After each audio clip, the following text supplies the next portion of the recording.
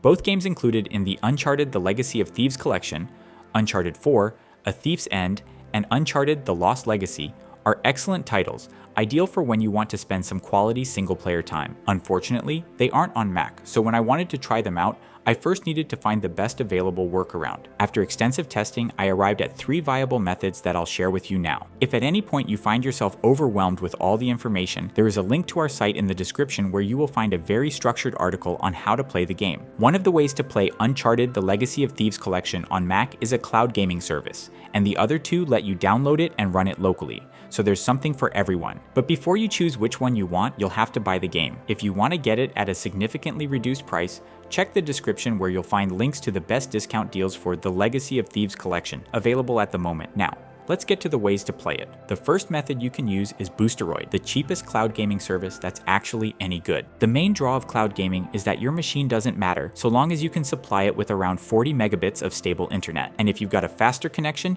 you can crank up everything to max even in 4K, and you should be more than fine. Uncharted: The Legacy of Thieves Collection is one example where this advantage of cloud services is on full display. Although both titles in the collection released almost a decade ago, they still look gorgeous, and being able to play them at 4K and maxed out graphics definitely elevates the experience. With Boosteroid, you get that option no matter what Mac you are using. You can be on a base M1 MacBook Air and you could still enjoy the games in their full glory without worrying about performance. You just need okay internet to keep the streaming stable. During my tests, I streamed Uncharted at 4K over a 100 megabits per second wired internet and got a near native experience. Sure, you do get the occasional stutter if there are lag spikes, but that happened rarely and didn't affect my enjoyment. All you have to do to start gaming is follow the link in the description, register for the service, and buy a subscription. Then just search for the game and click play. It's all pretty easy, but we have a how-to tutorial if you need it, and an overview of the service if you want something more in-depth to make up your mind.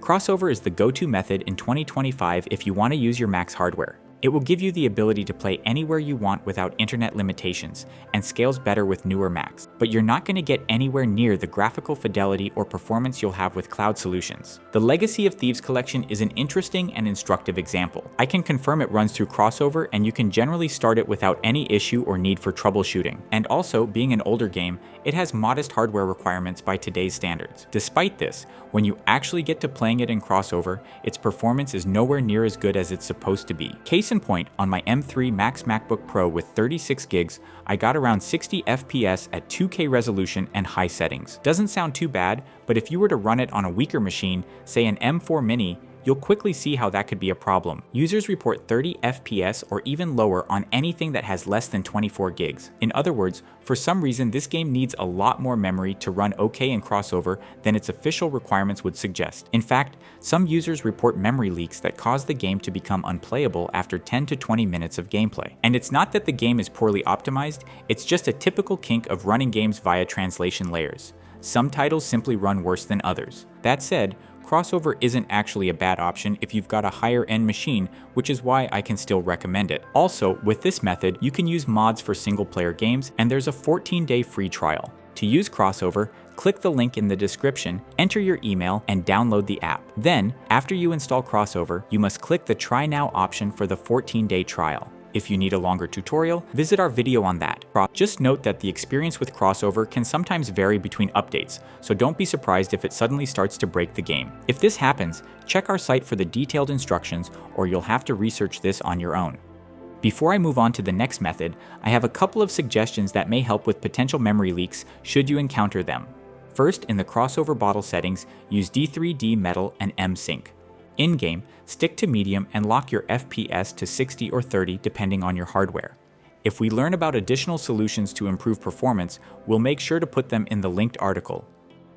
Sikarugir, previously known as Kegworks, is currently the most popular replacement for Whisky since the latter got discontinued by its developer. Think of it as a DIY version of Crossover. It's free, but it's not as reliable or user-friendly. I personally prefer Crossover, but if you are on a tight budget, you can give Sikarugir a go. For this game in particular, Sikarugir gets the job done and lets you play it on a Mac, but you should still be prepared for occasional bugs while working with the tool. Performance-wise, it's also similar to Crossover, but with more jank and potential for things breaking down. As for the setup, you first need to install Homebrew, then Sikarugir itself. then Steam, and then the actual game. The process takes a bit more time compared to the other methods here, and so is beyond the scope of this video. For detailed guidance on how to set up Sikarugir, just click the respective video in the description and it will show you exactly what to do.